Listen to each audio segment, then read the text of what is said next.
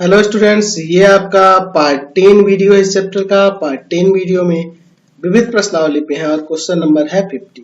कह रहा है त्रिभुज ए बी सी की भुजाओं ए बी और ए सी पर बिंदु पी और क्यू इस प्रकार स्थित है कि area of P B C equal to area of Q B C. तो दिखाना है हमें कि पी क्यू समांतर होगा बी सी के। चलिए, तो मैं पहले एक त्रिभुज ले लेता हूँ।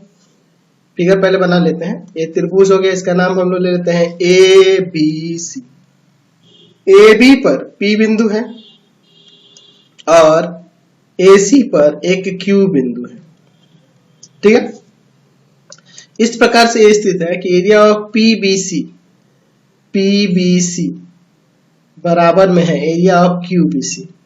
Area of Q B C ये दोनों आपस में बराबर है। ठीक है, चलिए, ये ना दिया हुआ है जी, तो पहले लिख लेते हैं क्या दिया हुआ है। दिया है त्रिभुज ए बी सी में P तथा Q क्रमशः भुजा ए बी तथा AC पर स्थित है। और किस तरह से स्थित है कि area of P B C बराबर में area of Q B C, यह दिया हुआ है। तो सिद्ध करना है कि पी क्यू जो होगा ना समांतर होगा बी सी के। तो देखो, ये पी क्यू यही ना है जी। इसको समांतर करने के लिए कई सारे तरीके हैं। देखो, जैसे मैं यहाँ पे एक सिंपल तरीके से करता हूं। हम जानते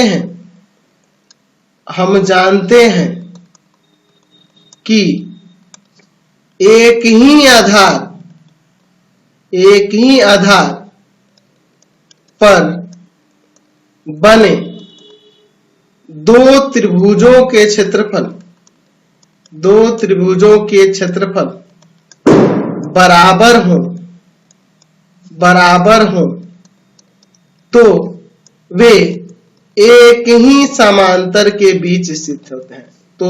एक ही समांतर के बीच स्थित रहते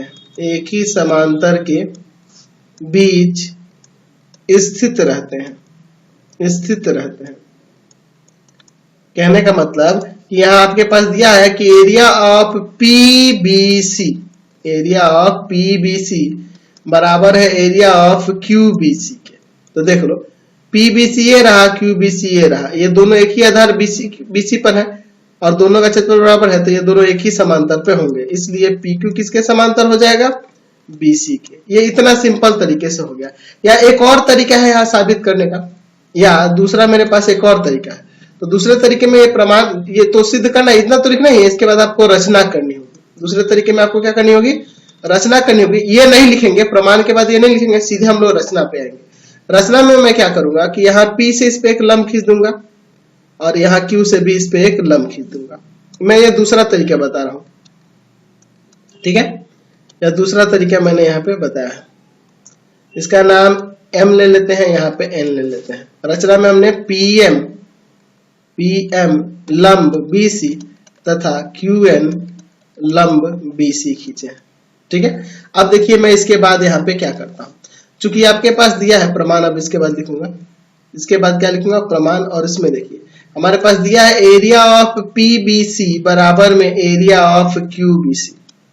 तो त्रिभुज का क्षेत्रफल क्या होता है? 1/2। आधार है BC और ऊंचाई है PBC में, ऊंचाई है PM। इधर 1/2 आधार है BC और ऊंचाई है QN। तो 1/2 BC कट गया, PM बराबर में QN आ गया।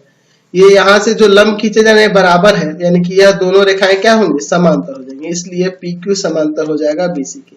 दो समांतर रेखाओं के बीच की दूरी हमेशा बराबर होती है ना, इसीलिए समांतर हो जाएगा। तो आप दोनों तरीके में से जो आसान लगे उससे आप बना सकते हैं। चलिए अगला क्वेश्चन देखते हैं 51 नंबर। कह रहा है चतुर्भुज PQRS के विकर्ण PR और QR O पर प्रतिच्छेद कर इस प्रकार करते हैं कि POS और QOR का क्षेत्रफल बराबर है। तो हमें सिद्ध करना है कि PQRS जो है एक समलंब चतुर्भुज है। चलिए हम लोग एक बना लेते हैं चतुर्भुज। ठीक है, ये आप एक चतुर्भुज बना लो। वैसे ये चतुर्भुज हम लोग समलंब ही बना रहे हैं, लेकिन लिखेंगे कि ये चतुर्भुज है बस। ठीक है, इसका नाम लिख दिया जाए P क्यू आर एस। ठीक है, चलिए अब इन दोनों के विकर्ण एक दूसरे को कहां पे प्रतिच्छेद करते हैं? ओ पर प्रतिच्छेद करते हैं। तो मैं यहाँ पे इनके विकर्ण खींच दे रहा हूं और दोनों का प्रतिच्छेद बिंदु ओ लिख देता हूं। ठीक है, चलिए दिया है क्या दिया है कि पी क्यू आर एस एक चतुर्भुज है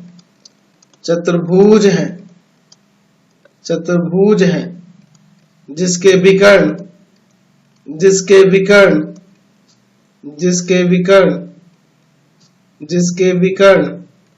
एक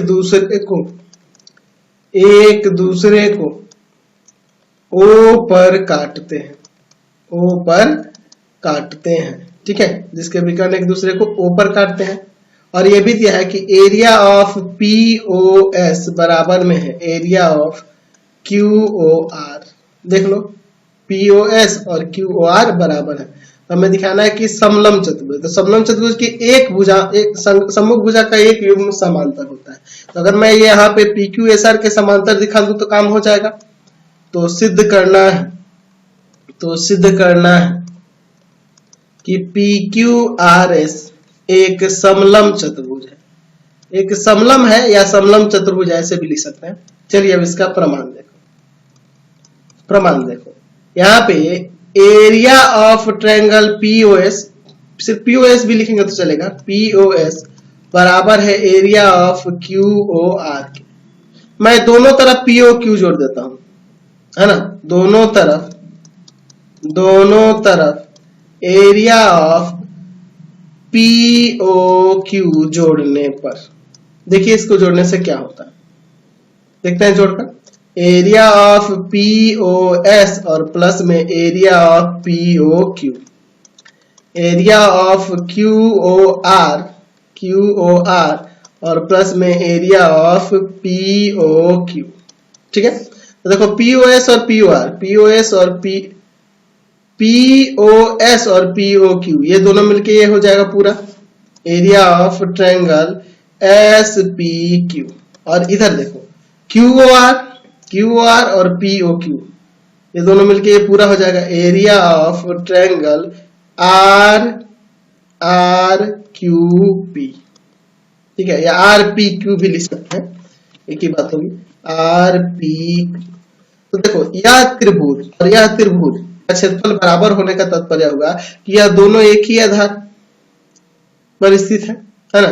देख रहे ना, इसका क्षेत्रफल इसके क्षेत्रफल के बराबर हो गया और ये दोनों एक ही आधार पर स्थित है, यानी कि ये एक दूसरे के समांतर हो जाएंगे। हम लोग जानते हैं ना जी, यदि यह लिख सकते हैं, हम जानते हैं कि एक ही आधार तथा समान क्षेत्रफल वाले दो त्रिभुज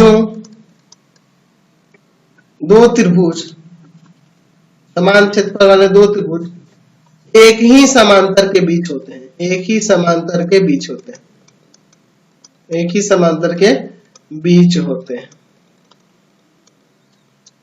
ही समांतर के बीच हो जाएंगे, यानी कि यहाँ से PQ जो होगा SR के समांतर हो जाएगा। जब समांतर हो गया इस अतः PQRS एक समलंब है, हमने साबित करके दिखा दिया। कोई दिक्कत नहीं है ना। चलिए चलते अगले क्वेश्चन पे। चलिए अगला क्वेश्चन देखिए 52 नंबर। क्या कह रहा है कि यदि एक त्रिभुज और एक समांतर चतुर्भुज एक ही आधार और एक ही समांतर रेखाओं के बीच स्थित हो, सिद्ध कीजिए कि त्रिभुज का क्षेत्रफल समांतर चतुर्भुज के क्षेत्रफल का आधा होता है। चलिए हम लोग देखते हैं। पहले मैं यहाँ पे एक समांतर चतुर्भुज बना लेता हूँ। ठीक है, बहुत ही सिंपल सा क्वेश्चन है, देख लीजिए इसको।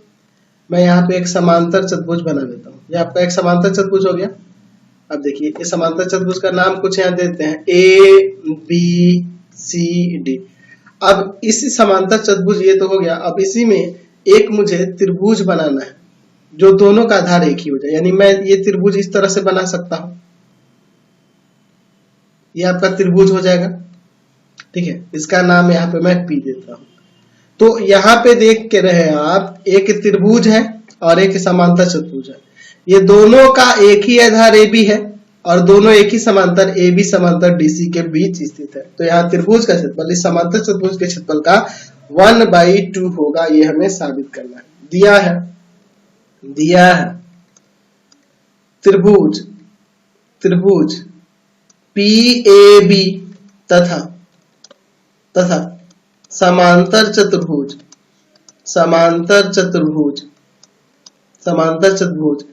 ABCD एक ही आधार AB और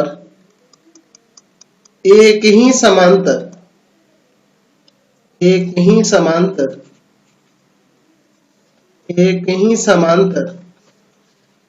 समांतर DC के बीच स्थित है। तो सिद्ध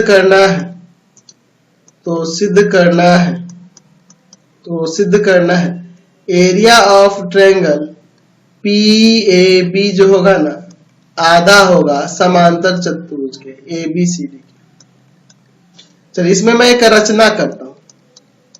रचना में मैं क्या करता हूं, यहाँ बिंदु P से इस पर एक लंब खींच देता हूं और यहाँ D से भी मैं एक लंब खींच देता हूं।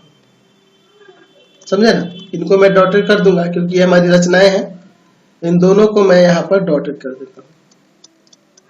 इसका नाम कुछ देना पड़ेगा ना। चलिए यहाँ पे मैं M दे देता हूं और यहाँ पे N दे देता हूं। रचना में मैंने क्या किया, DM लंब AB तथा PN लंब AB खींचे। ये खींचे है, समझ गए? चलिए अब इसके बाद इसका प्रमाण देखिए। प्रमाण, ये जो लंब खींचे हैं देख लो, यहाँ पे AB समांतर DC है ना जी? देख रहा है ना, ये समांतर चतुर्भुज, ये आमने सामने की भुजाएं समांतर होंगी ना जी। चलिए यह लिख दे कि ABCD समांतर चतुर्भुज है, इसलिए यह दिया है, ये भी चलेगा। ABCD एक समांतर चतुर्भुज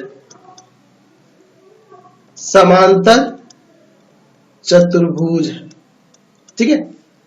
अच्छा, ये समांतर चतुर्भुज है इसलिए यह इसके समांतर हो जाएगा। अच्छा, दो समांतर रेखाओं के बीच की लंबवत दूरी क्या होती है? बराबर होती है। तो चूंकि आपका DM लंब है AB पर और PN भी लंब है AB पर रचना से, तो यहां से ये दोनों शीर्ष लंब बराबर हो जाएंगे ना। DM बराबर हो जाएगा PN के। यहां से D से M पे जो लंब खींचे हैं, यहाँ P से जो N पे लंब AB पे लंब खींचे हैं, वो आपस में बराबर हो जाएंगे। ये आपस में दो समांतर रेखाओं के बीच की लंबवत दूरी बराबर होती है, ये तो आपको पता है। चलिए, तो ये बराबर है। अब अगर हम लोग एरिया ऑफ किसका, त्रिभुज PAB की बात करें, एरिया ऑफ ट्रायंगल PAB, तो 1/2 आधार हो जाएगा AB और ऊंचाई हो जाएगा PN, हो जाएगा ना जी। अच्छा, मैं PN को हटाकर DM भी लिख सकता हूं ना, कोई दिक्कत नहीं, आपस में बराबर है। 1/2 AB गुना में DM। तो देखो, AB गुना DM यानी आधार और इंटू में शीर्ष लंब जो होता है समांतर चतुर्भुज का क्षेत्रफल होता है। तो यहां से हो जाएगा एरिया ऑफ ट्रायंगल PAB बराबर में 1/2 एरिया ऑफ समांतर चतुर्भुज जो है, क्या नाम है उसका, ABCD, या समांतर चतुर्भुज का क्षेत्रफल के बराबर होगा। तो ये हमने प्रमाणित करके दिखा दिया, समझ गए? चलिए, ये आपका प्रमाणित हो गया। चलते हैं अब नेक्स्ट क्वेश्चन पे। चलिए, क्वेश्चन नंबर देखिए 53। यदि एक वृत्त की दो प्रतिच्छेदी जीवाएं प्रतिच्छेद बिंदु से जाने वाले व्यास से समान कोण बनाएं तो सिद्ध करें कि वे जीवाएं बराबर होती है। चलिए, मैं एक वृत्त खींच देता हूं, पहले फिगर को बना लिया जाए। ये आपका वृत्त है। वृत्त के अंदर क्या कह रहा है कि यदि एक वृत्त की दो प्रतिच्छेदी जीवाएं, यानी दो जीवाएं इसमें एक दूसरे को प्रतिच्छेद करती है, एक ऐसे हो गया और दूसरी जीवाएं हम लोग ऐसे ले लेते हैं, ठीक है। या दो जीवाएं हैं जो एक दूसरे को प्रतिच्छेद कर रही है। फिर आगे कह रहा है कि जीवाओं के प्रतिच्छेद बिंदु यह रहा, इसका नाम कुछ ले सकते हैं या छोड़ो, अभी बाद में नाम लिया जाएगा। प्रतिच्छेद बिंदु से जाने वाले व्यास। अच्छा, इस प्रतिच्छेद बिंदु से जाने वाले व्यास कौन होता है? जो वृत्त के केंद्र से होकर जाता है। तो यहाँ पे इसी पे वृत्त का केंद्र कहीं होगा O। ठीक है, ये वृत्त के केंद्र से ऊपर जा रहा है। ये व्यास क्या कर रहा है, व्यास से समान कोण बनाए, यानी कि यहाँ यह कोण इस कोण के बराबर हो तो जीवाएं बराबर होंगी, ये दोनों जीवाएं बराबर होंगी, ये हमें सिद्ध करना है। चलिए, वो वृत्त का केंद्र है, मैं जीवाओं को पी क्यू और आर एस मान लेता हूं, ठीक है, और इस व्यास को कुछ मान लिया जाए जी, इसको मान लिया जाए, क्या मान लिया जाए, एक्स वाई, कुछ भी मान लेते हैं, चलो एक्स वाई ही मैं मान लेता हूं, ठीक है। अब देखो यहां पर क्या दिया है और क्या सिद्ध करना है, दिया है क्या कर रहा है, यदि एक वृत्त की, अच्छा मान लेते हैं वृत्त का केंद्र O है, वृत्त का या O केंद्र वाले वृत्त, O केंद्र वाले वृत्त की दो जीवाएं PQ तथा RS एक दूसरे को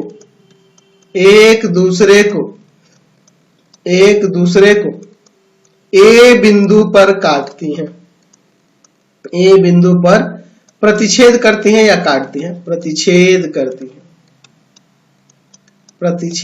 करती हैं, यानी कि यह बिंदु हमने A मान लिया, और यहां पे ये XY जो है ना, XY व्यास है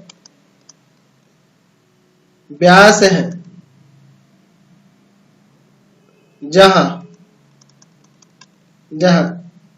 XY व्यास है, और ये दिया है, इसको अलग से लिख दिया जाए, XY व्यास है और यहाँ पे ये कोण इस कोण के बराबर हो जा रहा है, एंगल PAO बराबर में एंगल RAO हो जाएगा, PAO और RAO बराबर हो जाएगा। चलिए, तो हमें सिद्ध क्या करना है, तो सिद्ध करना है क्या सिद्ध करना है कि दोनों जीवाएं PQ और RS एक दूसरे के बराबर होंगे।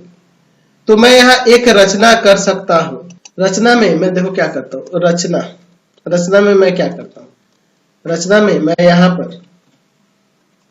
पर लंब खींच देता हूं कुछ इस तरह से, O बिंदु से PQ पे लंब और यहां से इस पे लंब RS पे लंब, दोनों पे मैंने लंब खींच दिया, यहाँ पे M दे देता हूं, ठीक है, ये आपका M बिंदु हो जाएगा और यहाँ पे मैं N दे देता हूं, ठीक है। मैंने क्या किया, OM लंब PQ तथा ON लंब RS खींचा, ये हमने दो लंब खींचा, चाहो तो इसको आप डॉटेड कर सकते, छोटा सा तो है, क्या डॉटेड करें। चलिए देखते हैं, अब हमें करना क्या होगा कि ये दोनों छोटे छोटे ये जो त्रिभुज है ना, इसको सर्वांगसम कर देंगे, और सर्वांगसम कर देंगे तो OM बराबर ON आ जाएगा, और जब ये दोनों बराबर हो जाएंगे तो आपको पता है कि वृत्त के केंद्र से समान दूरी पर स्थित जीवाएं बराबर होती हैं, ये हमें पता है ना, तो वहां से साबित हो जाएगा। चलिए इसका प्रमाण देखिए, त्रिभुज, दोनों त्रिभुजों में AOM तथा त्रिभुज देख लो AOM और AON, इन दोनों त्रिभुजों में देखिए, इन दोनों त्रिभुजों में चलिए, तीन चीजें चाहिए ना जी, तो पहला तो ये 90-90 हो जाएगा, पहला 90-90 हो जाएगा, दूसरा यह दोनों कोण बराबर और ये OA उभयनिष्ठ हो जाएगा, तो एंगल OMA बराबर में एंगल ONA, प्रत्येक 90 लंब होने के कारण प्रत्येक 90 हो जाएगा। दूसरा हो जाएगा एंगल OAM बराबर में एंगल OAN, क्यों, क्योंकि हमारे पास ऊपर दिया है कि एंगल PAO बराबर में है एंगल RAO, ठीक है, PAO और RAO बराबर है, यानी इसी कोण की बात हो रही है, तो यहाँ पे हम लोग ऐसे लिख सकते हैं ना, OAM और OAN एक ही बात है, दोनों एंगल एक ही बात है। चलिए, और तीसरा OA बराबर में OA उभयनिष्ठ हो जाएगा, तो दोनों त्रिभुज सर्वांगसम हो जाएंगे, यानी कि त्रिभुज AOM सर्वांगसम हो जाएगा त्रिभुज AON के, कैसे, एंगल साइड सर्वांग समता से, एंगल साइड सर्वांग समता से। और जब ये सर्वांगसम हो गया तो मैं यहाँ CPCT से OM बराबर ON नहीं लिख सकता हूँ, OM बराबर में ON CPCT से, है ना। हम जानते हैं, लिख सकते हैं कि दो, यहाँ पे लिख सकते हैं कि वृत्त के केंद्र से समान दूरी पर स्थित जीवाएं बराबर होती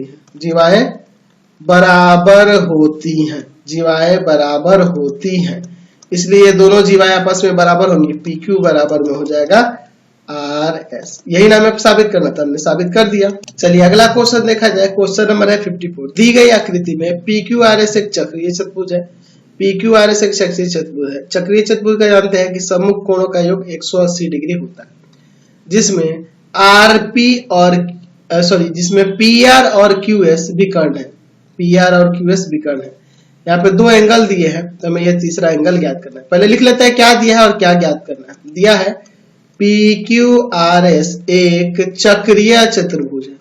चक्रीय चतुर्भुज के बारे में हम जानते हैं, इसके सम्मुख कोणों का प्रत्येक युग्म जो होता है 180 डिग्री होता है, उनका योग। अच्छा, PR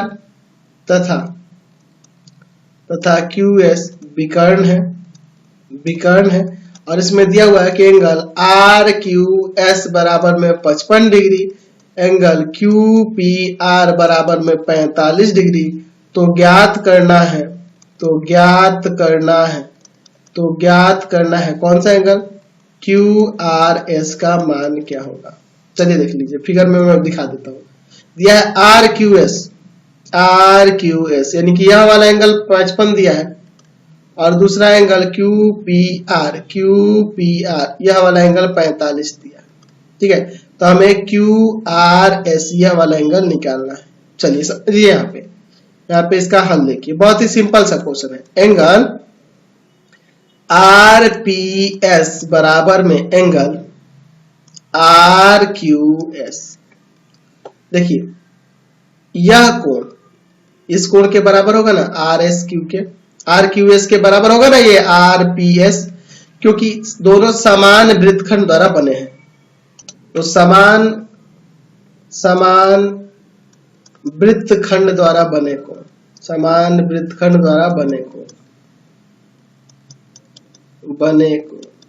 या समान चाप द्वारा बने कोण, ये भी ले सकते थे। चलिए, यानी कि एंगल RPS जो आया वह 55 डिग्री हो जाएगा, यानी कि ये 55 डिग्री हो गया। तो अगर मैं QPS की बात करूं, एंगल QPS, तो वह हो जाएगा एंगल QPR और प्लस में एंगल RPS, यानी कि इन दोनों को मैं जोड़ दूंगा। इसका मान है 45 डिग्री, QPS का दिया है आपके क्वेश्चन में, QPR का 45 डिग्री है और RPS का अभी हमने निकाला है 55 डिग्री। दोनों को जोड़ देंगे तो 100 हो जाएगा ना, 100 डिग्री यह टोटल हो गया। और इसका योग आपको पता है 180 डिग्री होता है, क्योंकि ये चक्रीय चतुर्भुज है।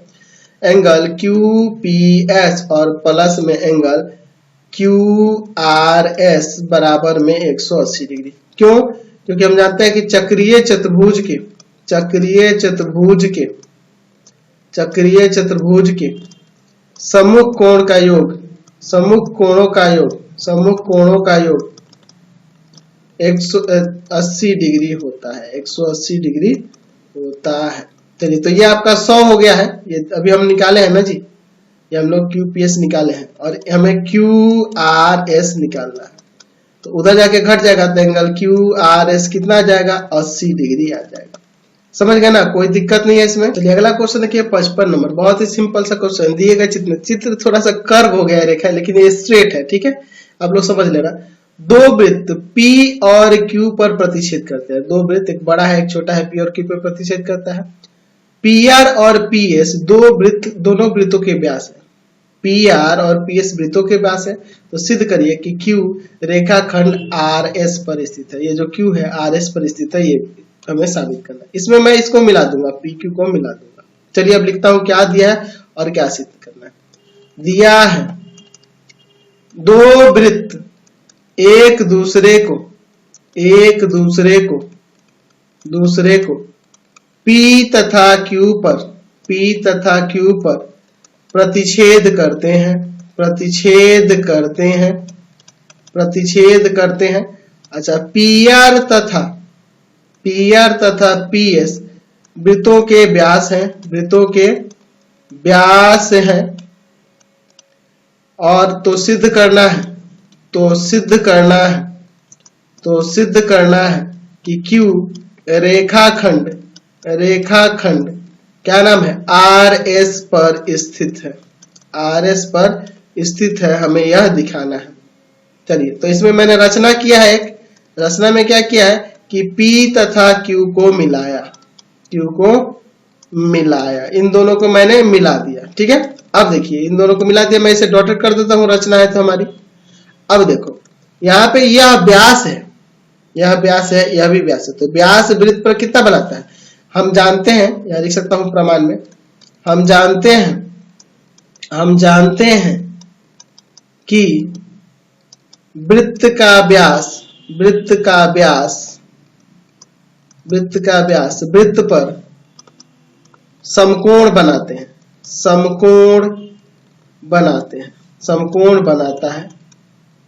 ठीक है, समकोण बनाता है, यानी कि यहाँ पे एंगल PQR, एंगल PQR बराबर में 90 और एंगल PQS बराबर में 90 हो जाएगा। क्यों? क्योंकि ये आपका PR और PS आपका वृत्तों के व्यास है, क्योंकि PR तथा PS वृत्तों के व्यास हैं, इसलिए कोई दिक्कत नहीं है इसे। चलिए, तो ये 90-90 हो गया, तो दोनों का योग PQR और PQS दोनों का योग 90 प्लस 90 180 हो जाएगा। तो 180 हुआ तो यानी कि यह सरल रेखा हो गया ना, और सरल रेखा हो गया यानी कि Q रेखाखंड RS पर स्थित है, इसलिए यहाँ RQS एक सरल रेखा है, सरल रेखा है। और जब ये सरल रेखा है यानी कि Q RS पर स्थित हुआ ना, अतः Q रेखाखंड, रेखाखंड RS पर स्थित है। हमने यह साबित करके दिखा दिया। तो इस वीडियो को हम लोग यहीं पे एंड कर देते हैं। आपको हमारे 3 चैनलों को सब्सक्राइब करना होगा। पहला है path finder classes Chhapra, path finder classes Chhapra, classes Chhapra. दूसरा है भारती भवन रविकांत सर, भारती भवन रविकांत सर, रविकांत सर। और तीसरा चैनल है रविकांत सर के नाम से, रविकांत सर के नाम से। तीनों चैनल को सब्सक्राइब करेंगे। इससे रिलेटेड वीडियो के लिए सीधे डिस्क्रिप्शन में जाएंगे और इससे संबंधित नोट्स के लिए आप www.ravikantsir.in पर जाएंगे, ravikantsir.in पर जाएंगे और वहां से आप इससे संबंधित नोट्स को डाउनलोड कर सकते हैं, पढ़ सकते हैं। Thanks for watching the video.